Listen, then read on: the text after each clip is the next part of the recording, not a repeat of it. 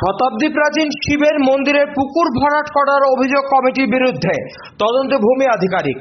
দক্ষিণ চব্বিশ পরগনা জেলার পাথর প্রতিমা ব্লক 15টি গ্রাম পঞ্চায়েতের মধ্যেই রামগঙ্গা গ্রাম পঞ্চায়েত এলাকার মানুষের কাছে খুবই পরিচিত, যেখানে বিডিও অফিস সহ বিভিন্ন সরকারি অফিস বর্তমান। আর এই রামগঙ্গা গ্রাম পঞ্চায়েতে শতাব্দী প্রাচীন শিবের মন্দির দেশজোড়া একটি নাম। শিব চতুর্দশীতে লক্ষ লক্ষ মানুষের ঢল নামে।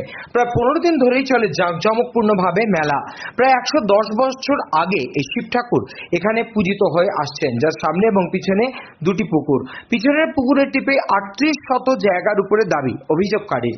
হঠাৎ করে দেখা যায় সেই পুকুরে মাটি ফেলে ভরাট করে দেওয়া হচ্ছে, যা দেখে এলাকার মানুষ বিভিন্ন প্রশাসনিক আধিকারিকের কাছে অভিযোগ দায়ের করেন।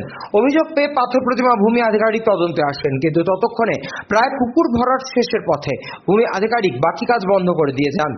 অভিযোগকারীদের দাবি, এই শতাব্দী প্রাচীন পুকুর অতি সত্বর পূর্বের ন্যায় ফিরিয়ে আনতে হবে। অন্যদিকে পূজা কমিটি এবং স্থানীয় অঞ্চল প্রধান বলেন, প্রতি বছর লক্ষ লক্ষ মানুষ এই সময় আসে। পিছনের পুকুরটি থাকার কারণে মানুষের খুবই অসুবিধা হয়, যার ফলে পূজা কমিটি সিদ্ধান্ত নেয় ভরাট করে দেবে, বিনিময়ে অন্যত্র আরও একটি পুকুর খনন করবে। কিন্তু মেলার স্বার্থ চিন্তা না করে এলাকার বেশ কিছু মানুষের বিরোধিতা করছে। এটা সর্বসাধারণের মেলা, এই বিরোধিতা এলাকার মানুষ মেনে নেবে না। দক্ষিণ চব্বিশ পুরোহিত মশাই, এই যে শিবের মেলা একটা ঐতিহ্যবাহী মেলা, এই মেলা কত বছর ধরে চলছে?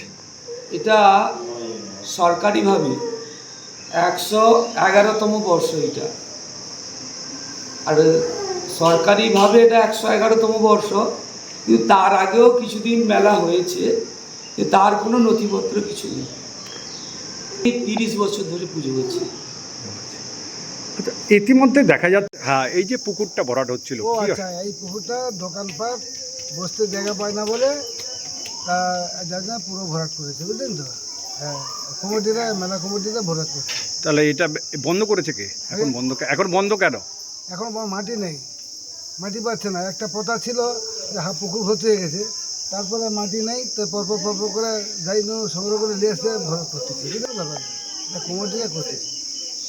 হ্যাঁ, যা খরচ কিছু সমস্ত কমিটিরা করছে। কমিটি থেকেই পুকুরটাকে ভরাট করা হ্যাঁ হয়েছে। হ্যাঁ। আপনার নাম?